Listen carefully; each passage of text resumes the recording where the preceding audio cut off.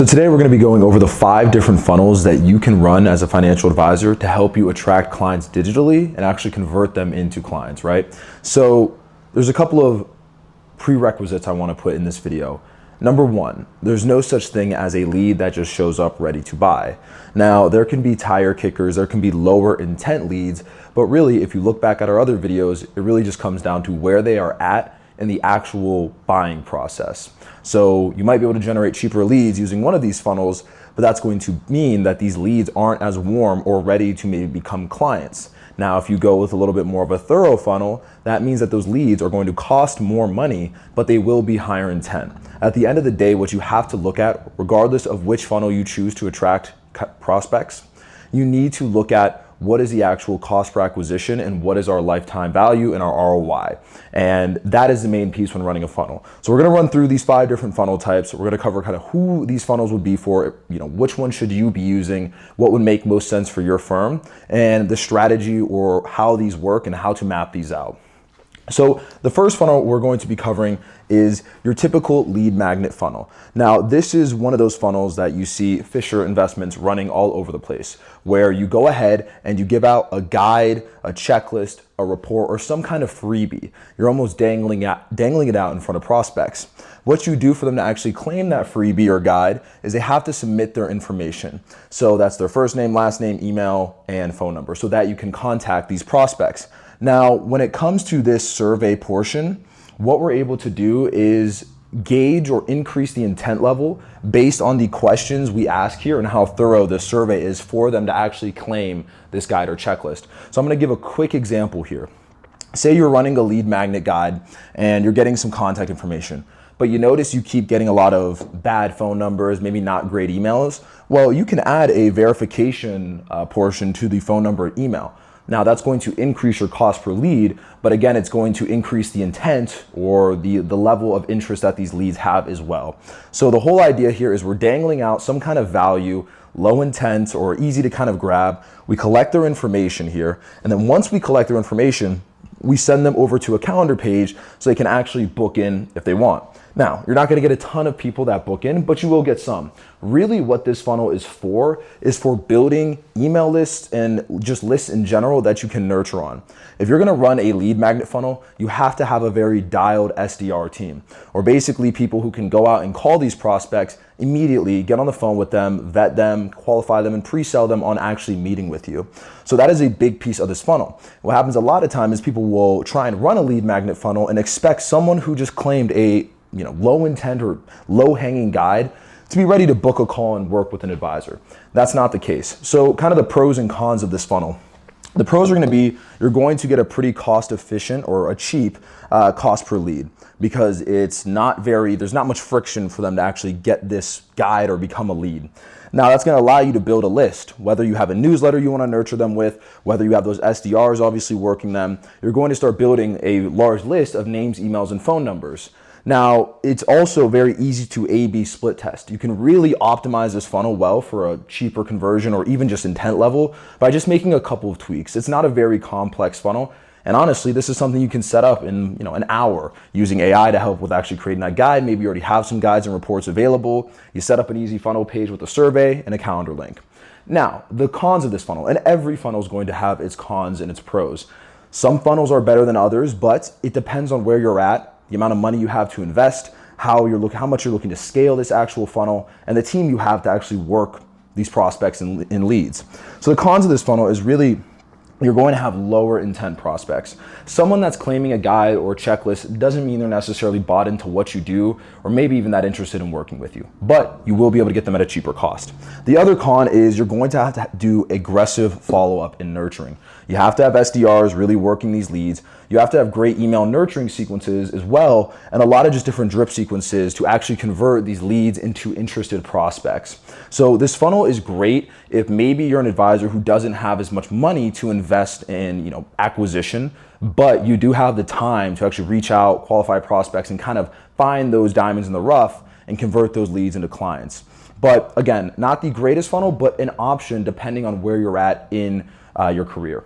Okay, so now we are moving into the VSL call funnel.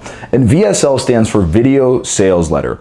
And what this is this is a funnel where basically when someone comes in, they don't have to opt in for anything. There's going to be a video on that page, maybe a little bit of text, social proof, and then a calendar booking page or calendar embed in the actual page.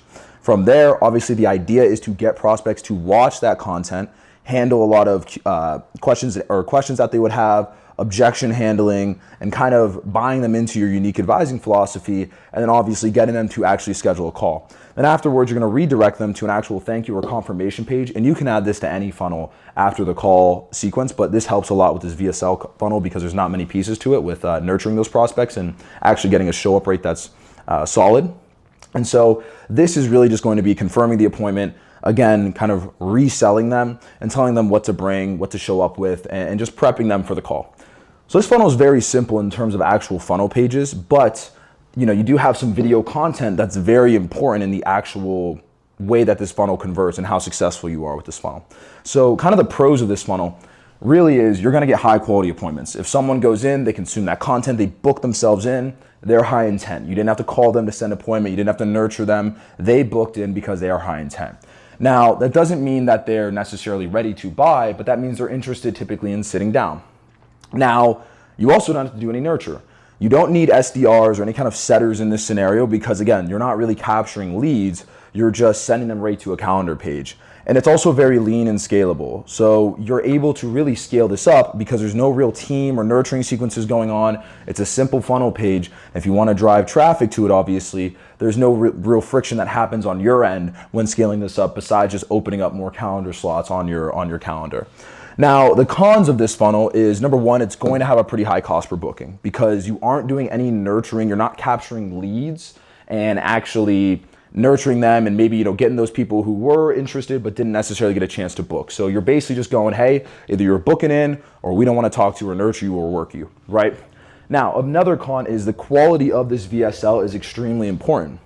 If you don't have a quality VSL, you're not going to get any success from this funnel. You need to have a really fine, refined, and effective VSL for this funnel to perform well. That takes a lot of copywriting, scripting, editing, a lot of pieces to put that together. So it's a little more of a complex, not necessarily funnel, but on the setup side, there's some pieces you obviously have to create there.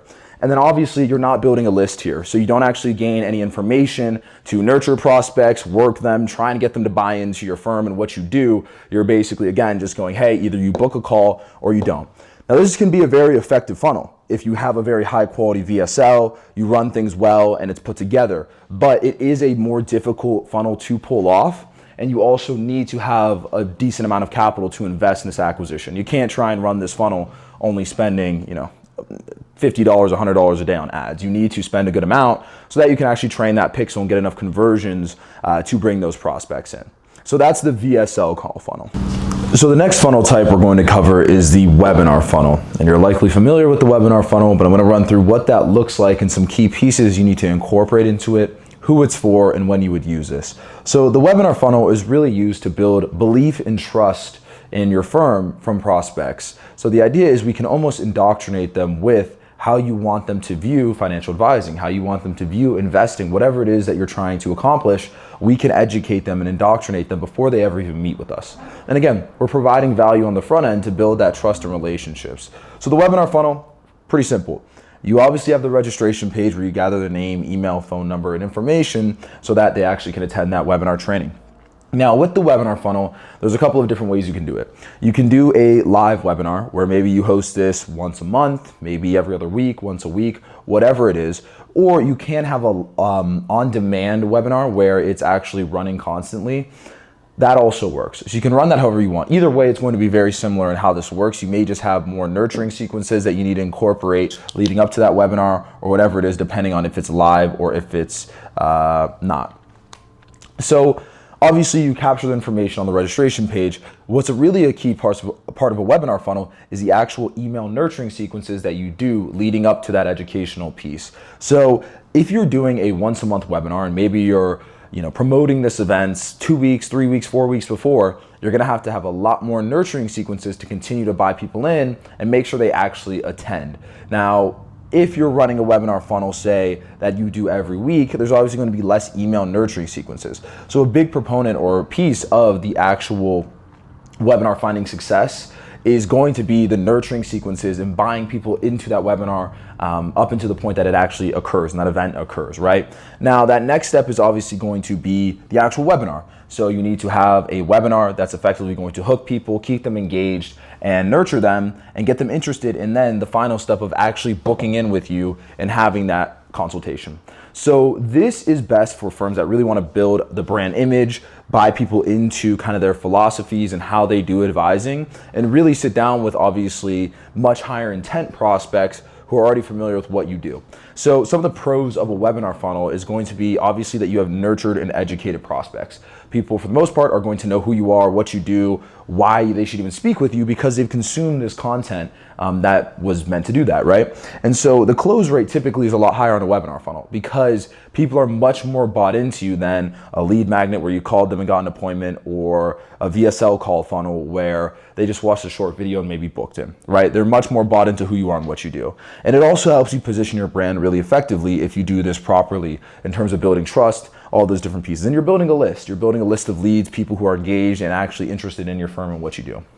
Now, for the cons, obviously you're going to have a longer lead to appointment cycle because there's going to be some delays between registering, the nurturing, the actual sequence, then booking in. So it's not as much as same day someone watches a VSL or clicks a lead magnet, you call them, boom, you book them in.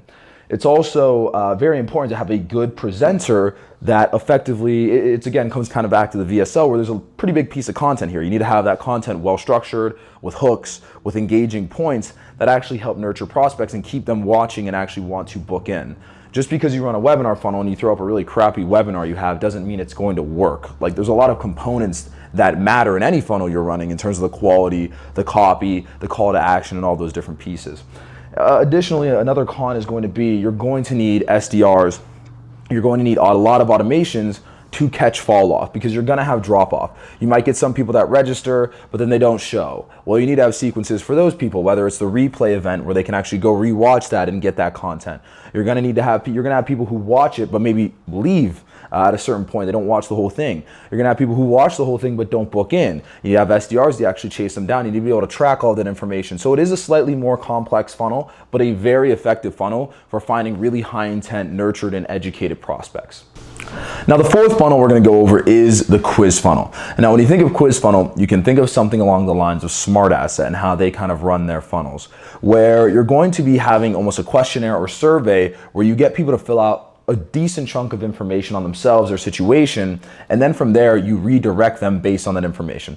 Now, Smart Asset doesn't redirect them, it pretty much just sends them to the advisors, but they typically do it based on obviously the asset level. That's their main qualification. But what you can do is you can get pretty granular in terms of maybe what they're looking for, their key concerns. And the beauty is you can actually send them to specific pages that speak very deeply to those underlying pain points that they have based on the information they submitted here. So they almost feel like, wow, this person really understands my situation, because instead of sending them to one general page, we're actually sending them somewhere based on the information they gave us, right?